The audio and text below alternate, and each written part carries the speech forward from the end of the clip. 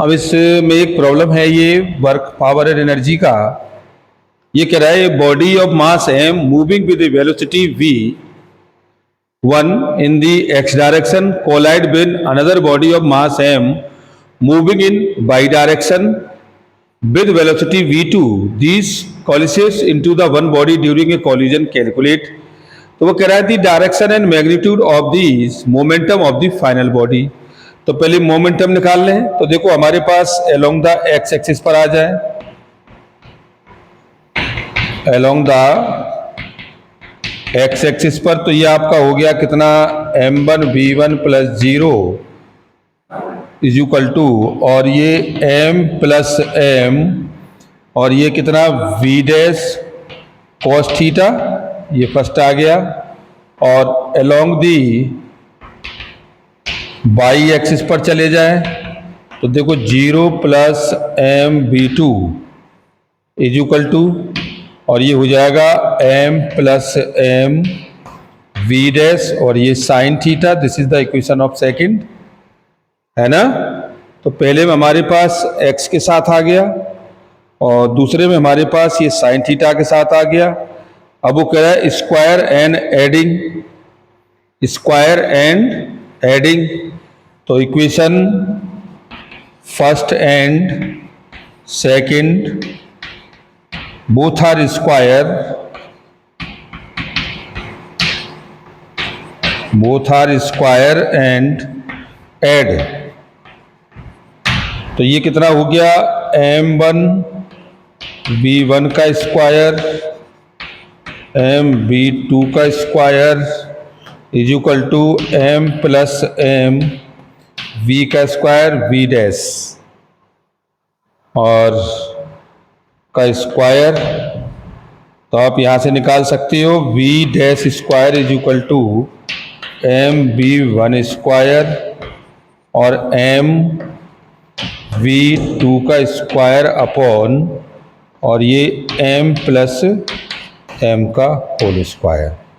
तो v dash की value आ गई अंडर रूट और ये m v1 का स्क्वायर और m v2 का स्क्वायर अपॉन और ये m प्लस m का होल स्क्वायर। ये हमें फाइनल मिल गया। अब हम इसका एंगल और निकाल लें तो डिवीजन कर दो, divided by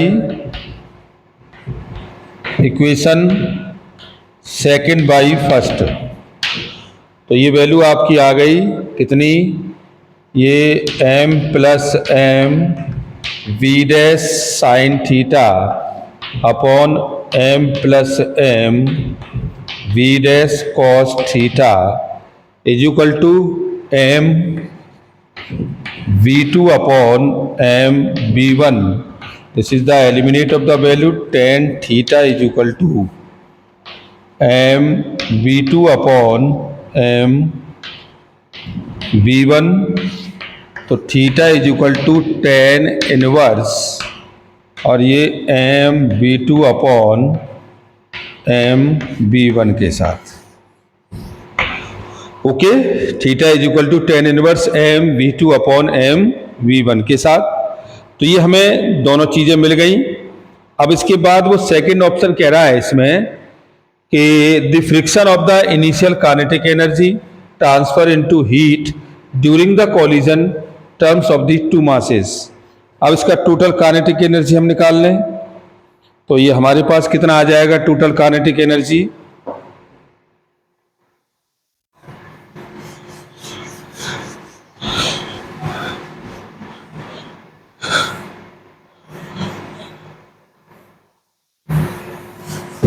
total kinetic energy हम निकालेंगे पहली स्टेज में।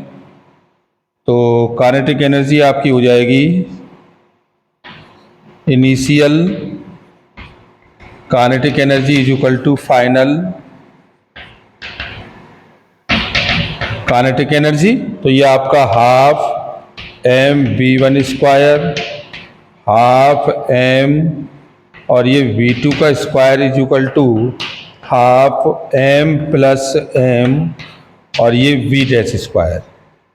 भाई हमारे पास टोटल ये निकल आई और हम ये निकाल सकते हैं कि फाइनल काइनेटिक एनर्जी में हम बी डैश की वैल्यू लगा दें, तो ये वैल्यू हमारे पास हो जाएगी इसमें half M V one square 1/2m V two square is equal to 1/2m plus m, और ये आपका M B one plus M B two और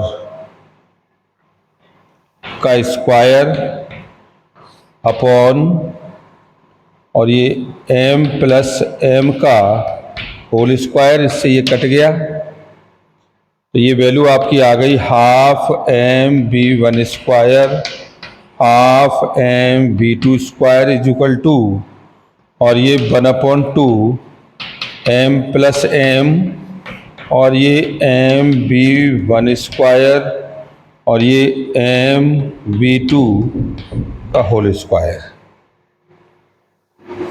ओके, और decrease in the total energy, तो डिक्रीज हम निकाल लेंगे इसका, तो डिक्रीज एनर्जी आपकी आ जाएगी लॉस ऑफ एनर्जी जिसे हम कह सकते हैं, तो लॉस ऑफ एनर्जी में आप एक्यूरेट वैल्यू निकाल दो, half M one B one M B one square half M V two square minus, और ये 1/2, हाँ 1/2, और ये m प्लस m और ये m b one square m b two का square, this is the loss of the energy.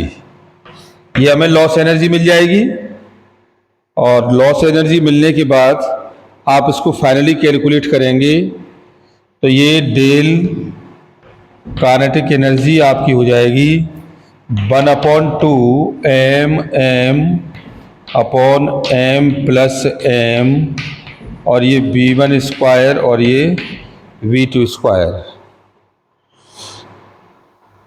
Okay, thank you very much, इतना ही कराएंगे इसमें।